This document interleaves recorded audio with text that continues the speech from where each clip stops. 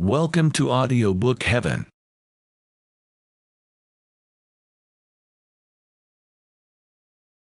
Section 24, Book the 24th. Argument.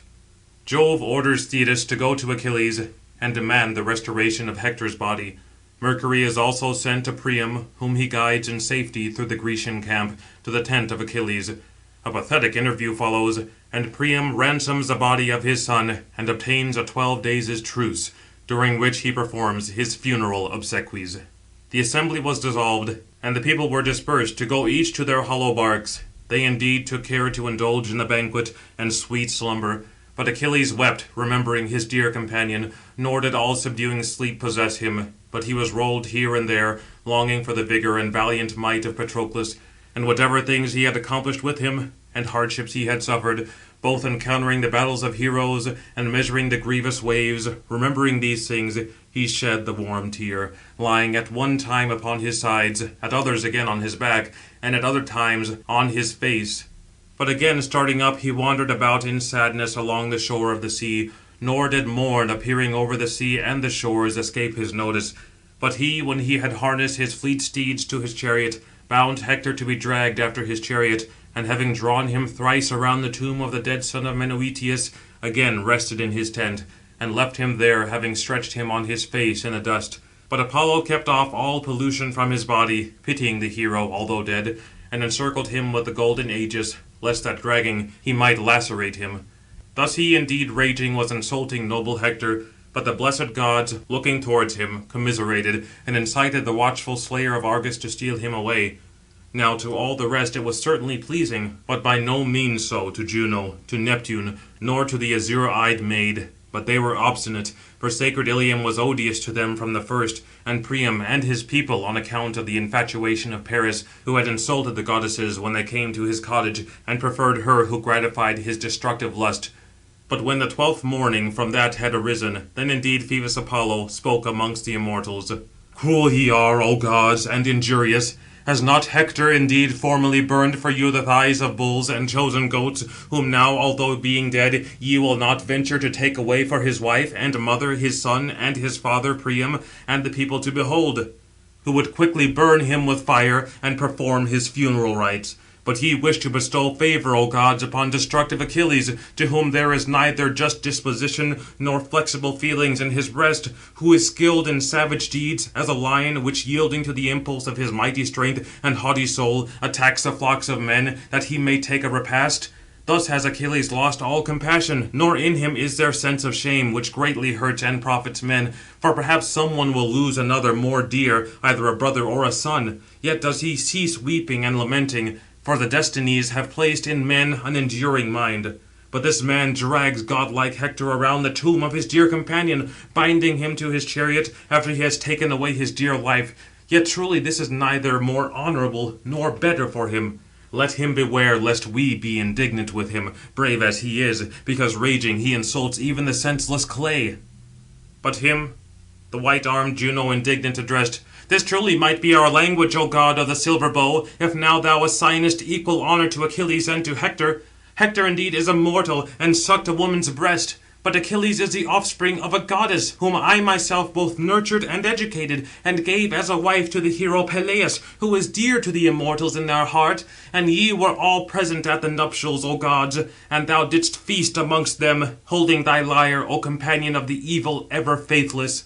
But her cloud-compelling Jove answering addressed, O Juno, be not now completely enraged with the gods, for their honour shall not be at all equal. But Hector also was the dearest of mortals to the gods, of those who were in Ilium, for thus was he to me, for never did he amiss offering pleasing gifts, for never did my altar lack the fitting banquet or incense or odour. For this honour are we allotted. Yet let us forego to steal away bold Hector, nor is it at all practicable without the knowledge of Achilles, for he is ever by him both by night and day, like as a mother. But let some of the gods call Thetis near me, that to her I may tell prudent advice, in order that Achilles may receive gifts from Priam, and ransom Hector. Thus he spoke, but Iris, swift as the whirlwind, rose up, about to bear his message. Halfway between Samos and rugged Imbrus, she plunged into the dark sea, and the ocean groaned. She sank to the bottom like unto a leaden ball, which placed along the horn of a wild bull, entering, descends, bearing death to the raw-devouring fishes. But she found Thetis in her hollow cave, and the other sea goddesses sat around her assembled together. She indeed in the midst lamented the fate of her own blameless son, who was about to perish in fertile Troy, far away from his native land. But her swift-footed Iris, standing near, addressed, "Rise, O Thetis! Jove, skilled in imperishable counsel, calls thee." Her then the silver-footed goddess Thetis answered, "Why does that mighty god call me? I am ashamed to mix with the immortals, for I have innumerable griefs in my soul. Yet must I go, for the word which he utters will not be in vain." Thus having spoken, the divine one of goddesses took her dark robe, than which no garment is blacker, and she set out to go, whilst wind-footed, fleet Iris led the way, and the water of the sea retired on each side of them. Next ascending the shore, they were impelled up to heaven. They found the far-sounding son of Saturn, and all the other blessed immortal gods sat assembled around him. But she then sat down beside Father Jove, and Minerva gave place to her. Then Juno placed a beautiful golden goblet in her hand, and consoled her with words, and Thetis having drunk, returned it. But to them the father of men and gods began discourse. "Thou hast come to Olympus, although sad, O goddess Thetis, having in thy mind a grief not to be forgotten, and I know it. Yet even thus will I speak, and on this account have I called thee hither. 9 days has a contest already been excited amongst the immortals respecting the body of Hector, and Achilles the destroyer of cities, and they have urged the watchful slayer of Argus to steal him. But I bestow this glory on Achilles, securing for the future thy respect and love. Descend very speedily to the camp, and give orders to thy son. Tell him that the gods are offended, and that I am angry above all the immortals, because with infuriated mind he detains Hector at the crooked barks, nor has released him, if perchance he will revere me and restore Hector. Meanwhile I will dispatch Iris to magnanimous Priam, that going to the ships of the Greeks he may ransom his beloved son, and carry offerings to Achilles, which may melt his soul." Thus he spoke, nor did the silver-footed goddess Thetis disobey, but rushing impetuously, she descended down from the tops of Olympus.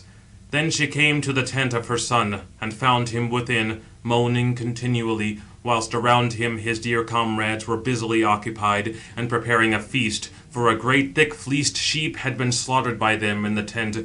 But his venerable mother sat down very near him, and caressed him with her hand, and spoke, and addressed him, "O my son, how long grieving and bewailing wilt thou afflict thine heart, being not at all mindful of either food or bed? But it is good to be mingled in love with a woman, for thou shalt not live long for me, but death and stern fate already stand near thee.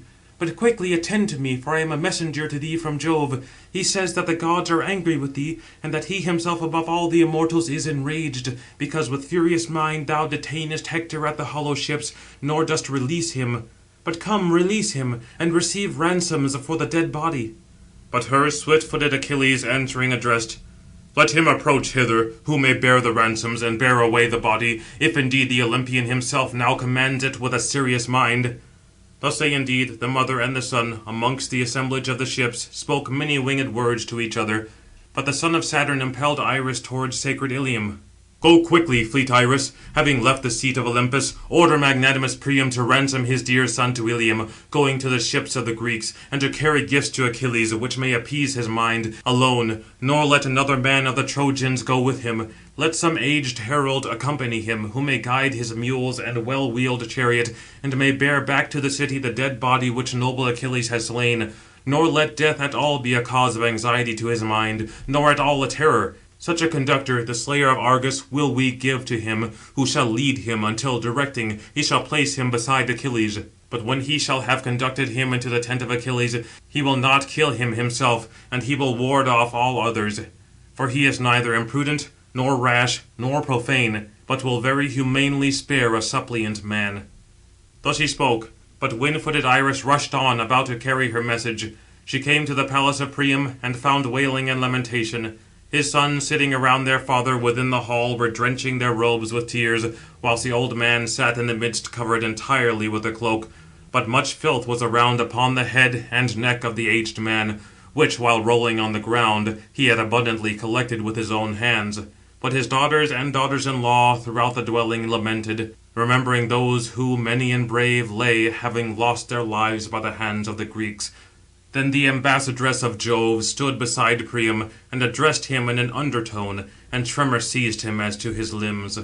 Take courage, O Dardanian Priam, in thy mind, nor fear at all. For indeed I come not hither bonding evil to thee, but meditating good. For I am an ambassadress from Jove to thee, who, though being far off, greatly cares for and pities thee. The Olympian bids thee ransom noble Hector, and bear presents to Achilles, which may melt his soul. Thee alone, nor let another man of the Trojans go with thee.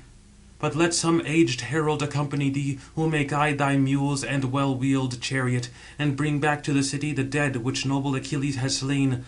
Nor let death be a cause of anxiety to thy mind, nor fear at all such a conductor. The slayer of Argus shall attend thee, who shall lead thee, until, guiding, he shall bring thee near Achilles.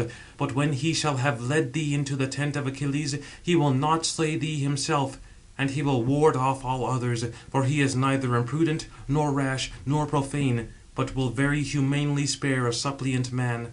Thus having spoken, swift-footed Iris departed, but he ordered his sons to prepare his well-wheeled mule-drawn chariot, and to tie a chest upon it. But he descended into an odoriferous chamber of cedar, lofty-roofed, which contained many rarities, and called in his wife Hecuba, and said, Unhappy one, an Olympian messenger has come to me from Jove, that I should ransom my dear son, going to the ships of the Greeks, and should bear gifts to Achilles, which may melt his soul. But come, tell this to me, what does it appear to thee in thy mind? For my strength and courage vehemently urge me myself to go thither to the ships, and to the wide army of the Greeks. Thus he spoke, but his spouse wept, and answered him in words, O me, where now is thy prudence gone, for which thou wast formerly distinguished among foreigners, and among those whom thou dost govern? Why dost thou wish to go alone to the ships of the Greeks, before the eyes of the man who slew thy many and brave sons? Certainly an iron heart is thine. For if this cruel and perfidious man shall take and behold thee with his eyes, he will not pity thee, nor will he at all respect thee. But let us now lament him apart, sitting in the hall. But let it be as formerly to him at his birth violent fate spun his thread, when I brought him forth, that he should satiate the swift-footed dogs at a distance from his own parents, with that fierce man, the very middle of whose liver I wish that I had hold of, that clinging to it I might devour it. Then would the deeds done against my son be repaid, for he did not slay him behaving as a coward, but standing forth in defence of the Trojan men and deep-bosomed Trojan dames, neither mindful of flight nor of receding. But her again the aged godlike Priam addressed, Do not detain me, desirous to go, nor be thou thyself an evil-omened bird in my palaces, nor shalt thou persuade me. For if indeed any other of earthly beings had ordered me, whether they be prophets, soothsayers, or priests, we might have pronounced it a falsehood, and been the more averse. But now, since I myself have heard it from a deity, and have beheld her face to face, I will go, nor shall this word be vain. And if it be my fate to die at the ships of the brazen-mailed Greeks, I am willing. For Achilles will forthwith slay me, embracing my son in my arms, after I have taken away the desire of weeping.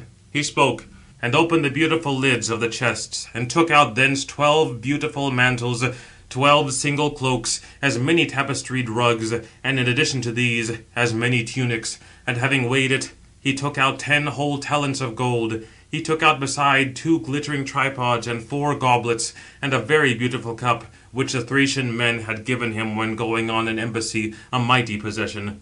Nor now did the old man spare even this in his palaces, for he greatly wished in his mind to ransom his dear son, and he drove away all the Trojans from his porch, chiding them with reproachful words. Depart, wretched, reproachful creatures! Is there not indeed grief to you at home, that ye should come fretting me? Or do ye esteem it of little consequence that Jove, the son of Saturn, has sent sorrows upon me, that I should have lost my bravest son? But ye too shall receive it, for ye will be much more easy for the Greeks to destroy now, he being dead. But I will descend even to the abodes of Hades, before I behold with mine eyes the city sacked and plundered. He spoke, and chased away the men with his staff, but they went out, the old man driving them.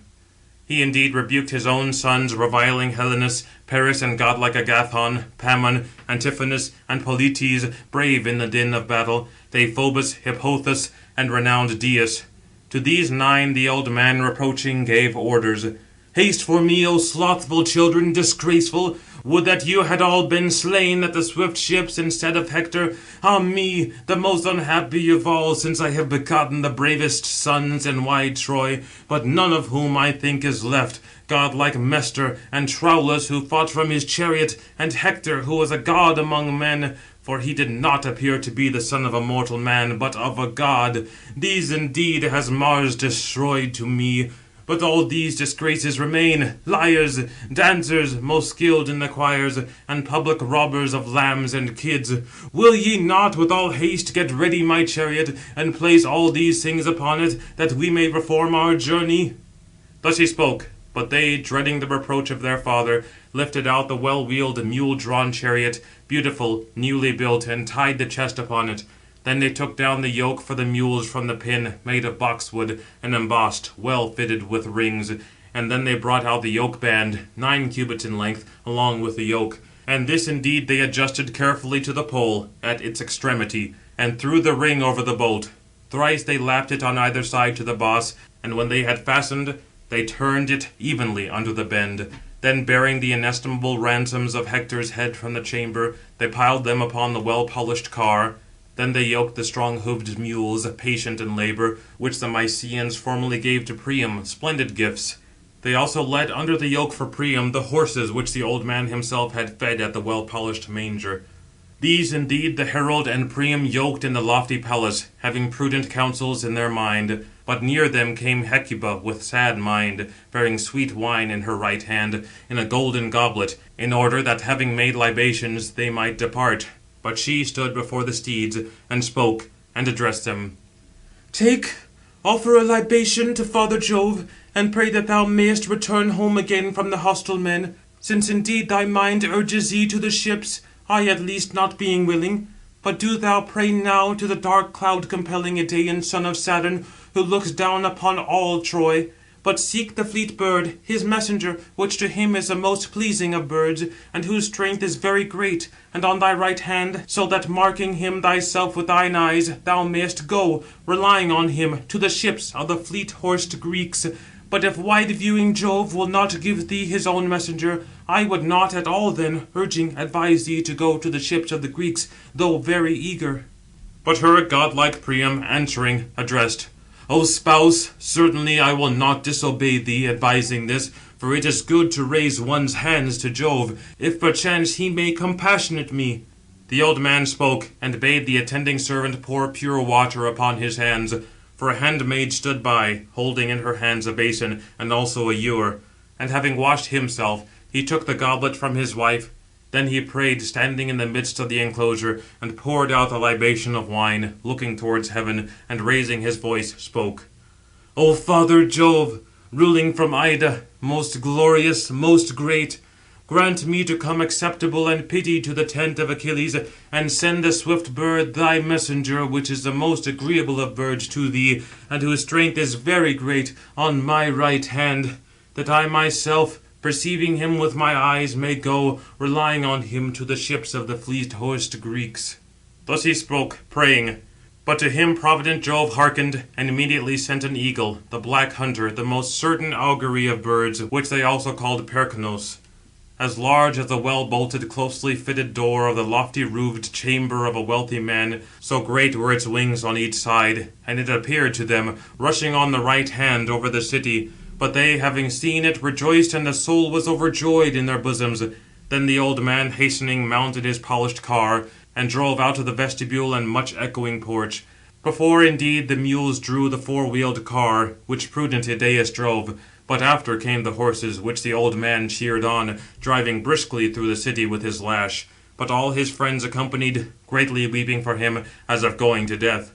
But when they had descended from the city, and reached the plain, his sons and sons-in-law then returned to Ilium, nor did these two, advancing on the plain, escape the notice of far-seeing Jove. But seeing the old man, he pitied him, and straightway addressed his beloved son. O Mercury, for to thee it is peculiarly grateful to associate with man, and thou hearest whomsoever thou art willing. Go now, and so convey Priam to the hollow ships of the Greeks, that neither any one may see him, nor indeed any of the other Greeks perceive him until he reach the son of Peleus. Thus he spoke, nor did the messenger, the son of Argus, disobey. Immediately then he fastened under his feet his beautiful sandals, ambrosial, golden, which carry him as well over the city as over the boundless earth, with the blasts of the wind. He also took his rod, with which he soothes the eyes of those men whom he wishes, and again excites others who are asleep. Holding this in his hands, the powerful slayer of Argus flew along.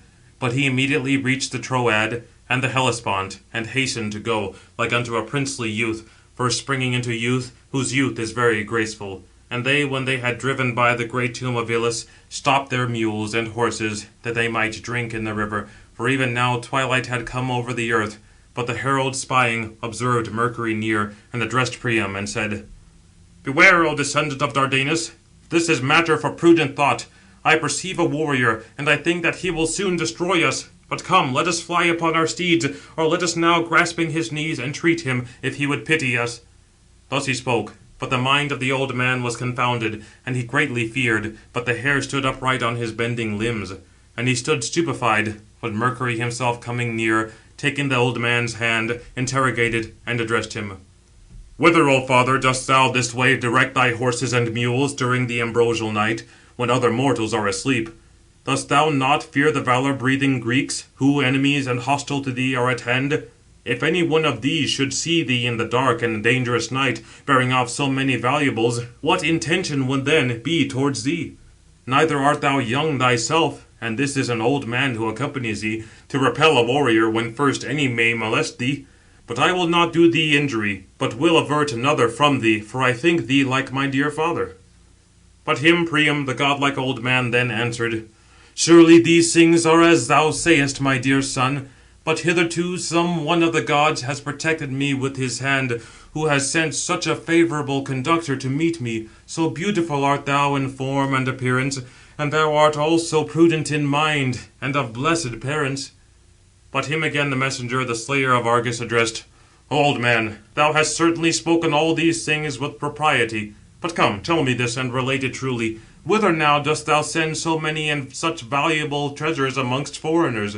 Whether that these at least may remain safe to thee? Or do ye all, now fearing, desert sacred Ilium? For so brave a hero was he who died, thy son.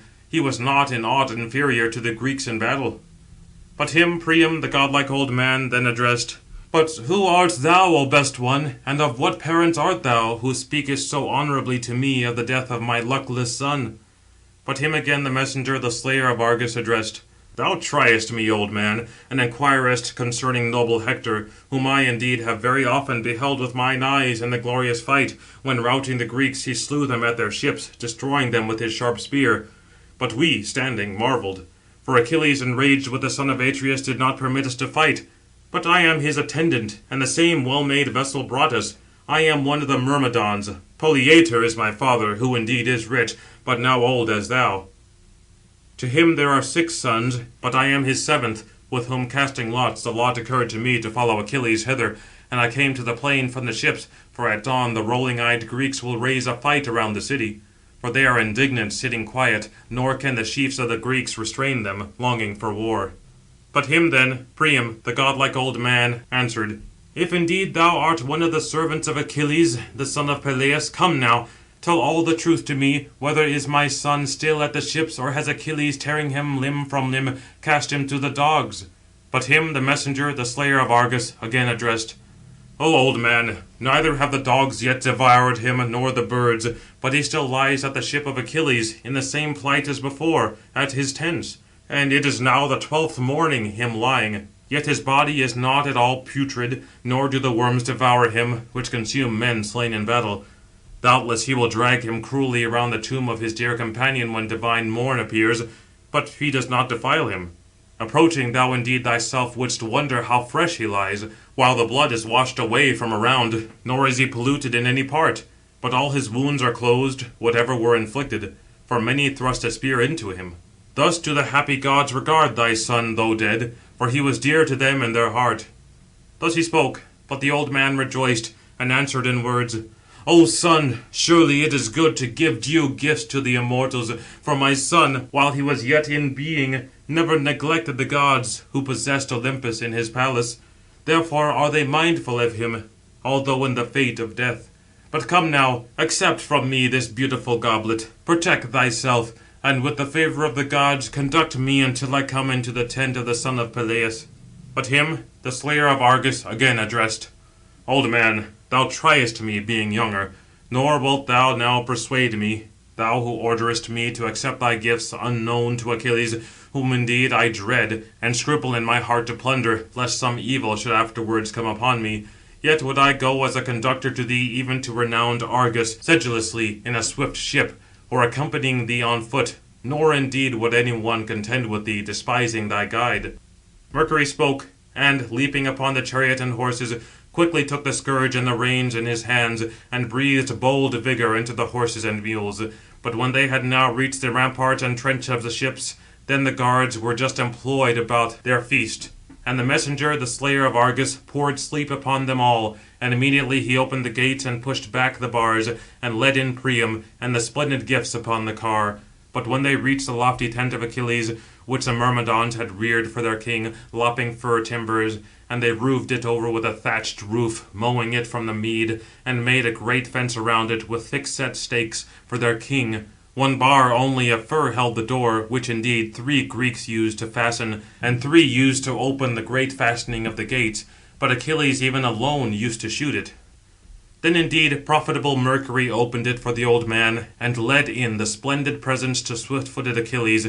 Then he descended to the ground from the chariot, and said, O old man, I indeed come, an immortal god Mercury, to thee, for to thee my father sent me as companion. Yet shall I return indeed, nor be present before the eyes of Achilles, for it would indeed be invidious for an immortal god so openly to aid mortals. But do thou, entering, clasp the knees of the son of Peleus, and supplicate him by his father and fair-haired mother and his son, that thou mayest affect his mind. Thus indeed, having spoken, Mercury went to lofty Olympus, and Priam leaped from his chariot to the ground, and left Idæus there. But he remained, guarding the steeds and mules, while the old man went straight into the tent, where Achilles, dear to Jove, was sitting. Himself he found within, but his companions sat apart.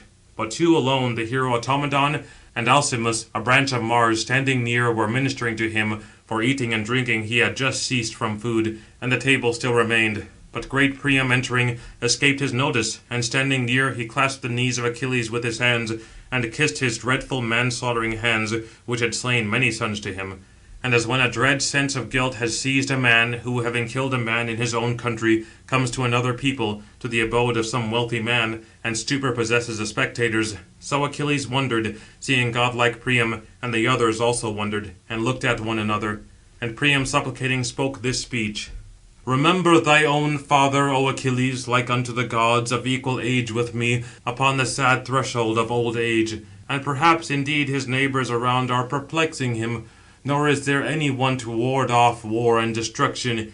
Yet he indeed, hearing of thee being alive, both rejoices in his mind, and every day expects to see his dear son returned from Troy. But I am every way unhappy, for I begat the bravest sons in wide Troy, of whom I say that none are left. 50 there were to me, when the sons of the Greeks arrived, 19 indeed from one womb, but the others women bore to me in my palaces, and of the greater number, fierce Mars indeed has relaxed the knees under them. But Hector, who was my favourite, and defended the city and ourselves, thou hast lately slain, fighting for his country, on account of whom I now come to the ships of the Greeks, and bring countless ransoms, in order to redeem him from thee. But revere the gods, O Achilles, and have pity on myself, remembering thy father, for I am even more miserable, for I have endured what no other earthly mortal has, to put to my mouth the hand of a man, the slayer of my son. Thus he spoke, but in him he excited the desire of mourning for his father, and taking him by the hand, he gently pushed the old man from him. But they indeed calling to mind, the one wept copiously for manslaughtering Hector, rolling on the ground before the feet of Achilles. But Achilles bewailed his father, and again in turn Patroclus, and their lamentation was aroused throughout the house. But when noble Achilles had satiated himself with grief, and the desire for weeping had departed from his heart and limbs, immediately rising from his seat, he lifted up the old man with his hand, compassionating both his hoary head and hoary chin, and addressing him, spoke winged words. Alas, wretched one, thou hast certainly suffered many evils in thy mind. How hast thou dared to come alone to the ships of the Greeks, into the sight of the man who slew thy many and brave sons? Assuredly thy heart is iron. But come now, sit upon a seat, and let us permit sorrows to sink to rest within thy mind, although grieved, for there is not any use in chill grief. For so have the gods destined to unhappy mortals, that they should live wretched, but they themselves are free from care. Take 2 casks of gifts which he bestows lie at the threshold of Jupiter, the one of evils and the other of good, to whom thunder-rejoicing Jove, mingling, may give them. Sometimes he falls into evil, but sometimes into good. But to whomsoever he gives of the evil, he makes him exposed to injury, and hungry calamity pursues him over the bounteous earth, and he wanders about, honoured neither by gods nor men. So indeed have the gods given illustrious gifts to Peleus from his birth, for he was conspicuous among men, both for riches and wealth. He ruled over the Myrmidons, and to him, being immortal, they gave a goddess for a wife. But upon him also has a deity inflicted evil. For there was not to him in his palaces an offspring of kingly sons, but he begat one short-lived son. Nor indeed do I cherish him, being old, for I remain in Troy, far away from my country, causing sorrow to thee and to thy sons. Thee too, old man, we learn to have been formerly wealthy, as much as Lesbos, above the seat of Macar, cuts off on the north, and Phrygia beneath, and the boundless Hellespont. Among these, O old man, they say that thou wast conspicuous for thy wealth, and thy sons. But since the heavenly inhabitants have brought this bane upon thee, wars and the slaying of men are constantly around thy city. Arise, nor grieve incessantly in thy mind, for thou wilt not profit aught, afflicting thyself for thy son, nor wilt thou resuscitate him, before thou hast suffered another misfortune. But him, Priam, the godlike old man, then answered, Do not at all place me on a seat, O Jove-nurtured, whilst Hector lies unburied in thy tents, but redeem him as soon as possible, that I may behold him with mine eyes. And do thou receive the many ransoms which we bring thee, and mayest thou enjoy them, and reach thy fatherland, since thou hast suffered me in the first place to live, and to behold the light of the sun. But him swift-footed Achilles, sternly regarding, then addressed, Do not irritate me further, old man, for I also myself meditate ransoming Hector to thee. For the mother who bore me, the daughter of the marine old man, came as a messenger from Jove to me, and I perceive thee also, O Priam, in my mind. Nor do thou deceive me, that some one of the gods has led thee to the swift ships of the Greeks. For a mortal would not have dared to come into the camp, not even in very blooming youth, for he could not have escaped the guards, nor indeed pushed back the bars of our gates. Wherefore do not move my mind more to sorrows, lest I leave thee not unharmed, old man, in my tent, though being a suppliant, and violate the commands of Jove. Thus he spoke, but the old man feared and obeyed. But the son of Peleus leaped forth like a lion from the door of the house, not alone, for 2 attendants accompanied him, the hero Automedon and Alcimus, whom Achilles honoured most of his companions, next after the deceased Patroclus. These then unharnessed the horses and mules from the yoke, and led in the clear-voiced herald of the old man, and placed him upon a seat. They also took down from the well-polished car the countless ransoms of Hector's head. But they left 2 cloaks, and a well-woven tunic, in order that, having covered the body, he might give it to be borne home. But having called his female attendant, he ordered them to wash and anoint all round, taking it apart, that Priam might not see his son, lest seeing his son, he might not restrain the wrath in his grieving heart, and might arouse the soul of Achilles, and he might slay him, and violate the commands of Jove. But when the servants had washed, and anointed it with oil, they then threw over him a beautiful cloak, and a tunic. Then Achilles himself, having raised him up, placed him upon a litter, and his companions together with him lifted him upon the well-polished chariot. But he moaned, and called upon his dear companion by name. O Patroclus, be not wrathful with me, if thou shouldst hear, although being in Hades, that I have ransomed noble Hector to his beloved father, since he has not given me unworthy ransoms. Besides, even of these will I give thee a share, whatever is just." Noble Achilles spoke, and returned into the tent, and sat down upon a well-made couch, whence he had risen at the opposite wall, and addressed Priam: "Thy son is indeed redeemed to thee, as thou didst desire, and lies upon a bier, and with the early dawn thou shalt behold him conveying him away. But now let us be mindful of the feast." For even fair-haired Niobe was mindful of food, although 12 children perished in her palaces, 6 daughters and 6 youthful sons. These indeed Apollo slew with his silver bow, enraged with Niobe. But those, arrow-rejoicing Diana, because, forsooth, she had compared herself with fair-cheeked Latona. She said that Latona had borne only 2, whereas she had borne many. Yet those, though being only 2, destroyed all her own. 9 days indeed they lay in blood, nor was there any one to bury them, for the son of Saturn had made the people stones. But upon the 10th day the heavenly gods interred them. Still was she mindful of the food, when she was fatigued with weeping. Now indeed, ever amidst the rocks, in the desert mountains, in Sipylus, where they say the beds of the goddess nymphs are, who lead the dance around Achilles, there, although being a stone, she broods over the sorrows sent from the gods. But come now, O noble old man, let us likewise attend to food, but afterwards thou mayest lament thy beloved son, conveying him into Troy, and he will be bewailed by thee with many tears." Swift Achilles spoke, and leaping up, slew a white sheep, and his companions flayed it well, and fitly dressed it. Then they skilfully cut it in pieces, pierced them with spits, roasted them diligently, and drew them all off. Then Automedon, taking bread, distributed it over the table in beautiful baskets, whilst Achilles helped the meat, and they stretched out their hands to the prepared victuals lying before them. But when they had dismissed the desire of food and drink, Dardanian Priam indeed marvelled at Achilles, such and so great, for he was like unto the gods. But Achilles marvelled at Dardanian Priam, seeing his amiable countenance, and hearing his conversation. When, however, they were satisfied with gazing at each other, him Priam, the godlike old man, first addressed: "Send me now to rest as soon as possible, O Jove-nurtured, that we, reclining, may take our fill of sweet sleep. For never have these eyes been closed beneath my eyelids from the time when my son lost his life by thy hands. But I ever lament and cherish many woes, rolling in the dust within the enclosures of my palaces. But now I have tasted food, and poured sweet wine down my throat, for before indeed I had not tasted it."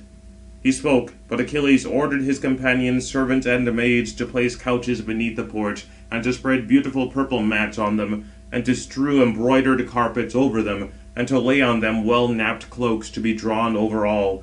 But they went out of the hall, having a torch in their hands, and hastening they quickly spread 2 couches.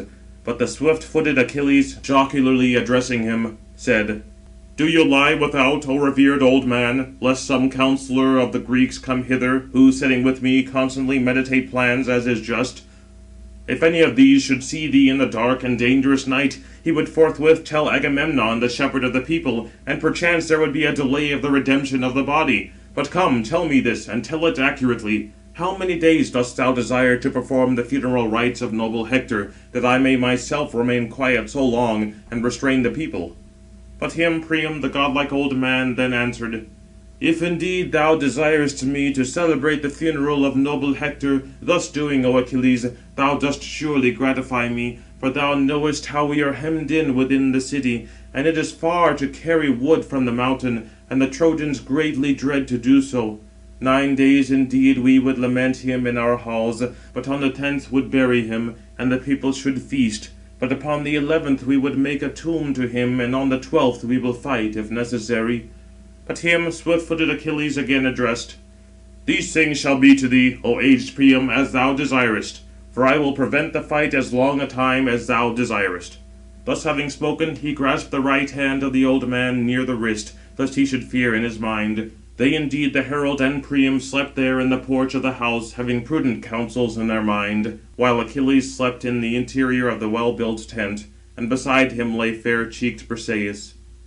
The other gods indeed and chariot-fighting men slept all night, subdued by gentle slumber. But sleep seized not Mercury, the author of good, revolving in his mind how he should convey away King Priam from the ships, having escaped the notice of the sacred gatekeeper.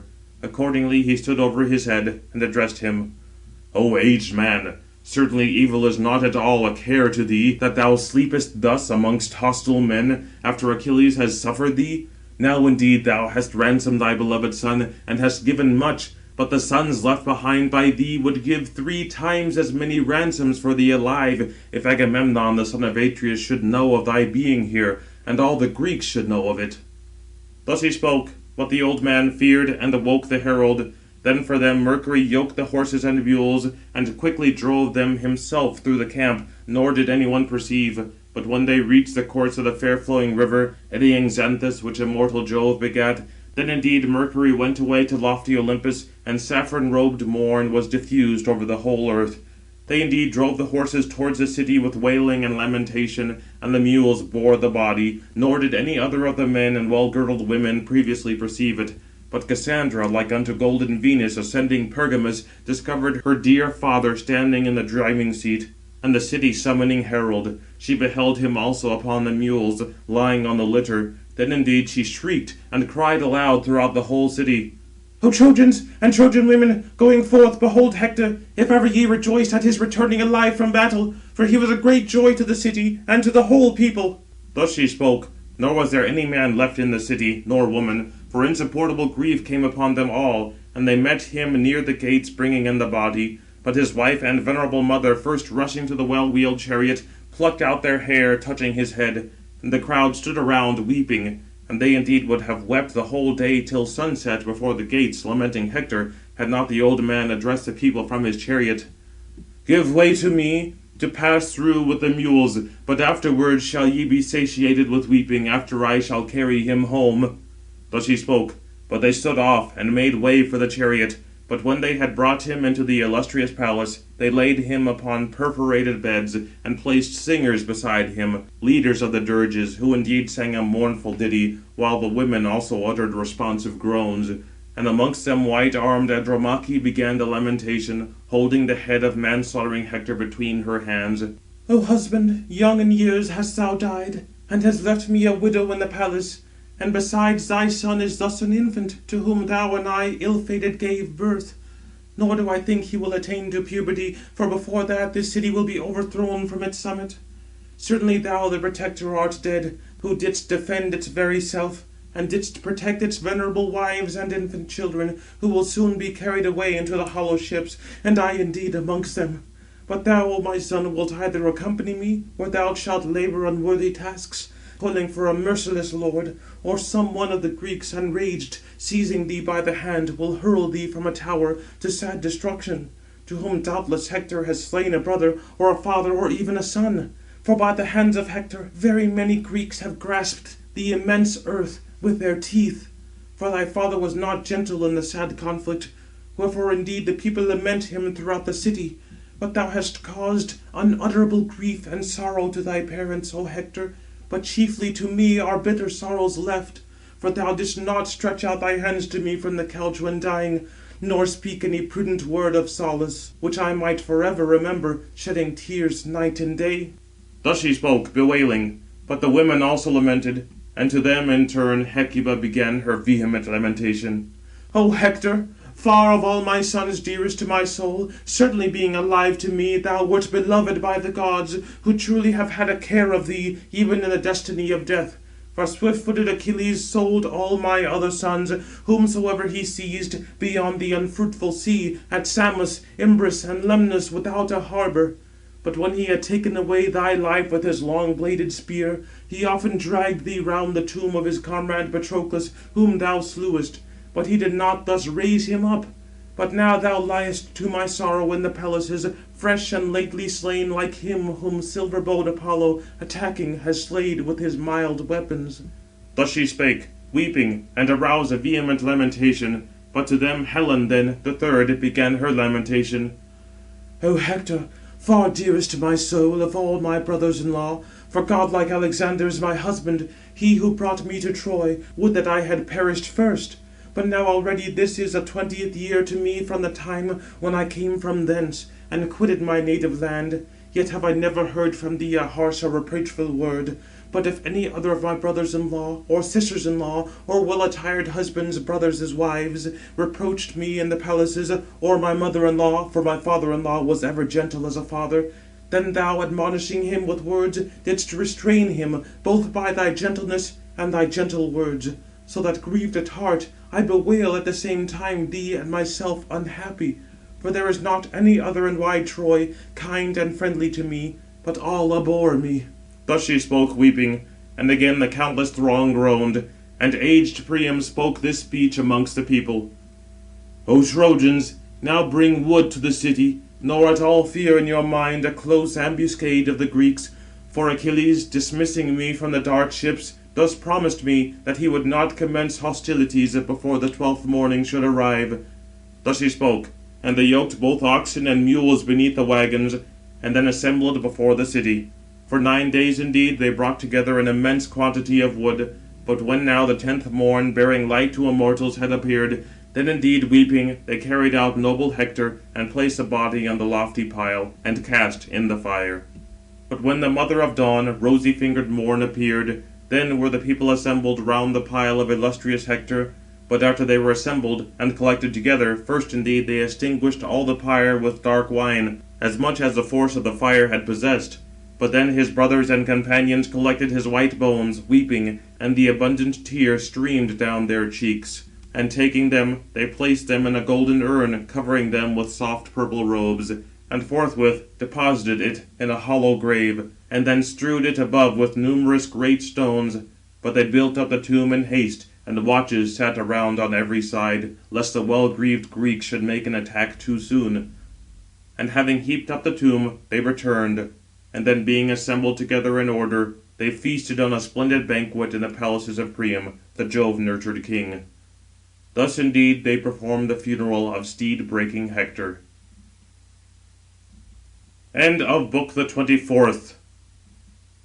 End of the Iliad, read by Stephen Carney, Menasha, Wisconsin.